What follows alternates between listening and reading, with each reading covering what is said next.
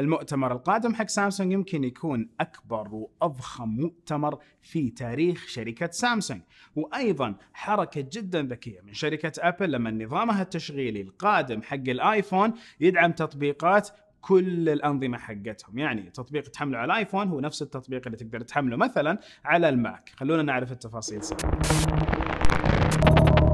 السلام عليكم ورحمة الله وبركاته، أخوكم فيصل السيف ومن استوديو الأخبار. نبدأ أول خبر من جامعة الملك سعود في المملكة العربية السعودية، وتسجيل براءة اختراع في الولايات المتحدة الأمريكية لطرق جديدة في مسألة الأنظمة وما الأنظمة المتعلقة بتشفير كل المحتوى اللي من القرنية البايومتريكس اللي هي القرنية أو القزحية بالأصح، وأيضا البصمات. هذا الأسلوب الجديد يمكن يفتح باب لأمان أكثر لكامل أمور التشفير والأمان اللي لها علاقة في البايومتريكس. مصطلح بايومتريكس يعني نقدر نقول اللي هي مسحة القزحية وأيضا بصمة الإصبع. وكالة ناسا للفضاء تطلع صورة هي أبعد صورة في تاريخ البشرية تم التقاطها من حزام كيوبر. الكيوبر بيلت هذا موجود بعيد جدا، والمكوك الفضائي قاعد وقت طويل لما ياخذ الصوره وقدروا يرسلوا الصوره وقدروا يوصلوا عليها.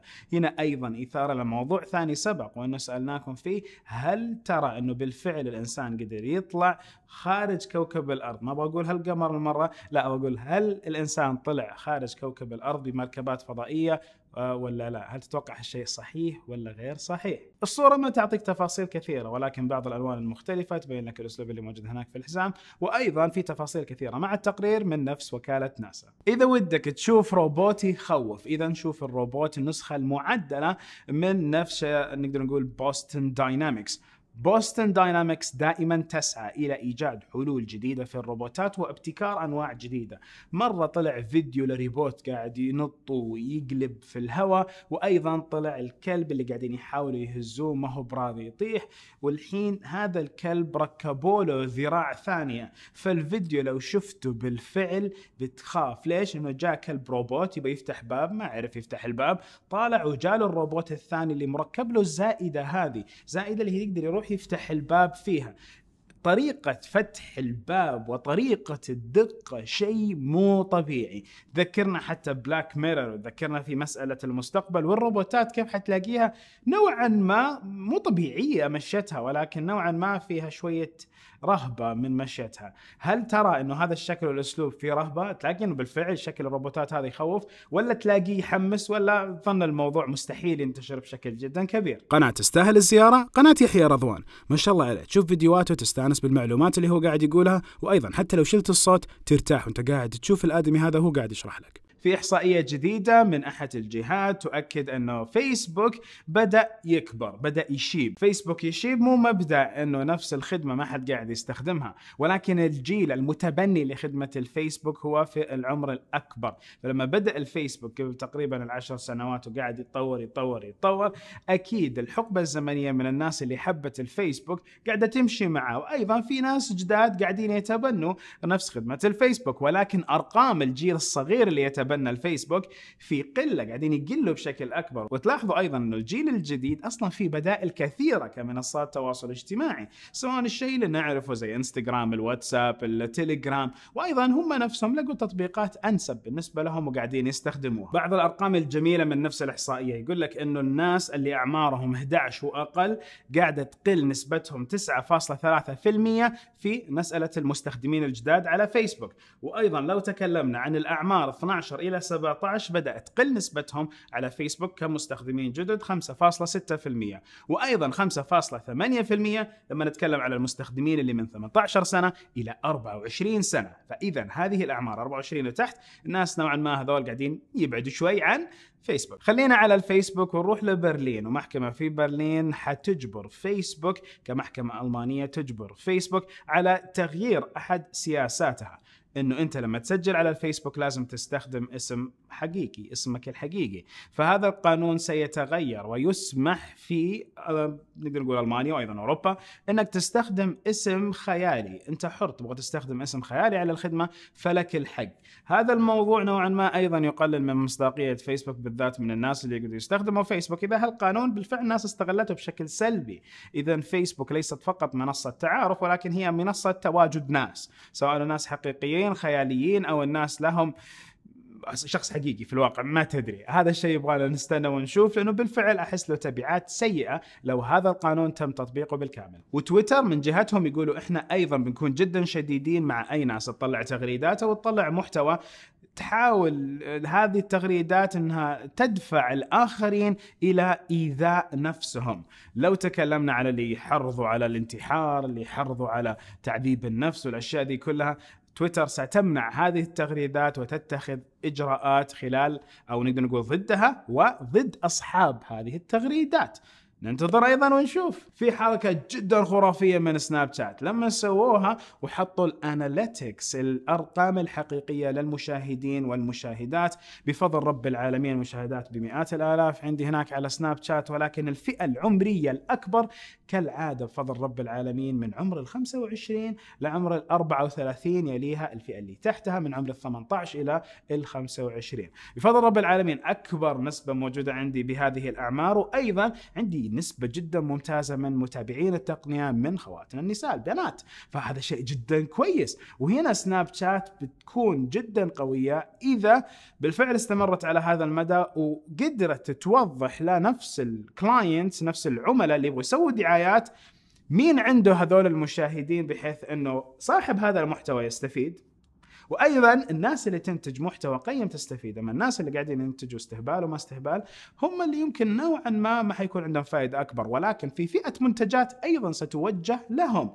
فهذا تغيير جدا جميل من سناب شات، ولا وش رايكم؟ نظرة على جهاز موجود على قناتنا، جهاز الهواوي بي سمارت، جهاز جديد حطينا لكم نظرة على أهم مزايا. من ناحية الاستفتاءات، فأول شيء رأيكم في قرارات يوتيوب الجديدة، 60% معاها، وهذا شيء جدا كويس لأنه بيحمي صاحبين المحتوى وأيضا بيحمي نفس الأشخاص اللي قاعدين يتفرجوا المحتوى، يجيهم شيء جدا جميل.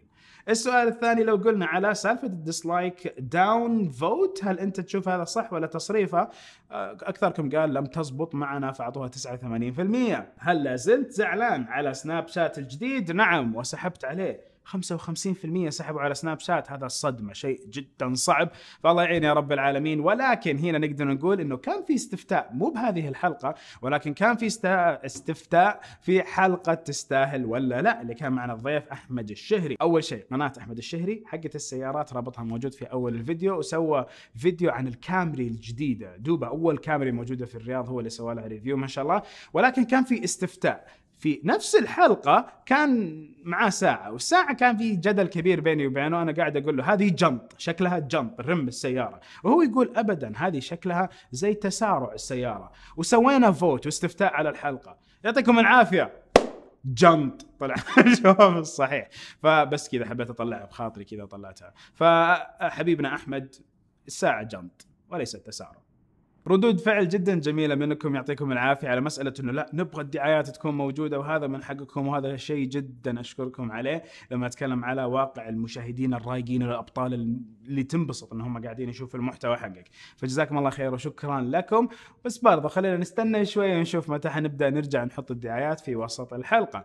ولكن هنا في سؤال جاء في بالي، في جهة من المجتمع مو قاعدين يستفيدوا من نقدر نقول محتوانا. هذه الجهة أو الفئة من المجتمع يمكن أن نخليهم يستفيدوا من محتوانا. هل تعلم من هذول هم الفئة؟ من هذه الفئة؟ أوكي، وإذا تعرف مين هذه الفئة اكتب لنا في التفاصيل مين هذه الفئة اللي نقدر نضيف لهم أو نغير لهم شيء في محتوانا ويصيروا هم يقدروا يحصلوا على فائدة من محتوانا. أضفنا الأرابيك كابشنز وأضفنا أيضا اللغة الإنجليزية، وبإذن الله في أشياء أكثر على أساس أنه محتوانا يكون شامل في الوصول. الترجمة اللي هي الكابشنز متوفرة الحين على فيديوهات أخبار تك بيلز، تقدر تفعلها لو حبيت على جوالك أو على المتصفح. نتمنى أن صوتنا يوصل لفئة أكبر من الناس والناس تستفيد من أخبارنا. لما نتكلم على الآيفون إكس والنج اللي موجودة، نقدر نقول المنطقة السوداء دي اللي مطلعة جرول لنفس الشاشة، هذه المنطقة يمكن تكون عرف كبير موجود في جوالات قادمة على جميع الأنظمة، بالذات لو تكلمنا على الأندرويد، ففي تحديث قادم على نفس الأندرويد أوريو. هذا التحديث حيمكن أكثر الأجهزة من أنها تتعامل مع النوتش بشكل كامل. وأيضا للتوضيح، كان في جوال خلال عام 2017 اسمه Essential. جوال الإسنشل كان فوق الجوال في زي الدائرة حقت الكاميرا. هذه الدائرة من الجزء من الشاشة، ولكن مخفي هذا الجزء من الشاشة ما يظهر. أنت تشوف الكاميرا، وإذا سويت سكرين كابتشر ولا شيء تأخذ صورة هذا الجزء المخفي، وهذا الشيء كان حتى قبل ما يعلن الايفون اكس. فإذا يمكن نظام الاندرويد حيتيح أكثر لمصنعين الجوالات إذا استخدموا نظام الاندرويد أنه يحطوا نودج زي ما يبغوا. هل تؤيد أنت النودج هذه اللي تيجي فوق الشاشة أو ما تؤيدها؟ وخلي بعين الاعتبار أنه البي 20 واضح أنه حيكون في هذه القذلة دي الصغيرة اللي حاطينها، هذه قذلة سنان. حد يعرف سنان جماعة؟ أوكي، حيكون في قذلة سنان هذه موجودة على نفس الشاشة. وأيضا شركة كوالكوم في مأزق لما نتكلم على معالجهم اللي هو الكوالكوم سناب دراجون 845. هذا المعالج أداؤه ليس كأفضل أداء المعالجات اللي موجودة في حاليا في السوق، ونعرف أنه 845 يمكن يكون المعالج اللي كثير من الشركات تطلعوا في عام أو تستخدمه في أجهزتها في عام 2018. الحين نأكد على موضوع، كثير من اللي سووا بنش ماركات وضحوا انه المعالج اللي موجود في الايفون اكس اللي هو الاي 11 بايونيك افضل من معالج السناب دراجون من ناحيه الاداء. هنا سكور 10000 11000 تقريبا، وهنا سكور 8000 ونص تقريبا، اختلاف 2000 ونص الى 3000، لا رياضيات رايحه فيها، اختلاف من 1 ونص الى 2 ونص. فهنا نتكلم عن اختلاف كبير. هل هذا الاختلاف حيحط كوالكوم في مأزق هذه السنه؟ عشان برضو نكمل القصه، في شركات ايضا تنتج معالجاتها زي ما تنتج معالجات زي البايونيك وما البايونيك، وهذه المعالجات تستخدمها في جوالاتها. فلو تكلمنا عن معالج السامسونج جالكسي اس 9 حينزل بنسختين، لامريكا عندهم سناب دراجون، اما باقي العالم عندهم الاكسينوس. فالاكسينوس سبق وقلنا خبر الاكسينوس الجديد سيكون اداء افضل من اداء الكوالكوم سناب دراجون، ولكن هل سامسونج بتبطئ نفس اداء الاكسينوس حقهم يعني عشان يرضون كوالكوم ولا كيف؟ هذه بينا ننتظر ونشوف. وايضا لو قلنا هواوي عندهم الكيرن وقاعدين يستخدموه، كوالكوم مش بيصير عليها بعد كم سنه. وشركه ال جي في مؤتمر برشلونه يمكن تطلع لنا بجوال جديد وفريش. تكلمنا اول انه يمكن يكون ال جي في 30 اس نسخه نفس الجوجل الخام، ولكن الشيء اللي قاعد يظهر انه حتكون نسخه سمارت فون اي اي فيها ذكاء صناعي نفس الذكاء الصناعي في الكاميرا اللي كان موجود على جوال الميت 10 برو. هذا الجوال اذا نزل حيكون اسمه ال جي في 30 ايش نسيت، ال جي في 30 نسخه 2018. كيف تفرق؟ استنى واحد يقول هذا 2018 ولا قبلها، بسيارات احنا. وايضا هذا الجوال حيحصل على تعديلات وتحديثات من ناحيه الكاميرا والذكاء الصناعي، فحيث انه الكاميرا لما توجهها على شيء حتتعرف على هذا الشيء زي اللي قاعد يصير في الميت 10. وايضا في امكانيات مضافه حتكون موجوده برضو بخصائص الكاميرا. هنا نقول ايضا انه كويس انه شركه ال جي ما وقفت صناعه الاجهزه، بل انها قاعده تطلع تعديلات على الاشياء اللي اول موجوده عندها لين ما تطلع الخطه الجديده في حياه ال جي. تحت التجربه في تك بيلز جوال ال LG V30 Plus، إلى الحين التجربة كويسة من بعض النواحي ولكن صادمة من نواحي أخرى. لقاء جدا خرافي كان مع بيل ماكديرمت. بيل ماكديرمت هو CEO حق شركة SAP. إذا لا تعرف شركة SAP أتمنى أنك تحاول تقرأ عنها شوي وتعرف وش الأشياء اللي تسويها، لأنه إذا أنت شاب قاعد تدرس أو قاعد تفكر في نطاق في البرمجيات أو في علوم الحاسب أو في التقنية، أي قطاع أدرس، شوف شركة SAP بإيش تشتغل بالمعلومات والإنفورميشن وطريقة المعلومات والداتا كيف تتعامل معاها. هذا هو المجال القادم المستقبلي. وفي كلمة بيل وفي السواليف والأسئلة اللي قاعد أعطيها البيل عطى معلومات توضح أن المستقبل بالفعل مبني على نفس الانفورميشن بشكل رهيب، وعطى كم مثال خرافي بصراحة لقيتهم، وكم قصة كانت جدا ملهمة. يعني قصة ستيفاني كانت جدا ملهمة. هل تريدوا أن نطلع لكم المحتوى حق المقابلة هذه بفيديو كامل ولا لا؟ طبعا هذه المقابلة أقيمت في جامعة الأمير سلطان هنا في المملكة العربية السعودية في افتتاح لنكست جن لابز، SAP نكست جن لابز، مختبرات الجيل القادم من SAP حقت ليوناردو. هذه أحد الأنظمة، شوفوا SAP صدقوني بتستانسوا بتشوفوا أشياء غريبة.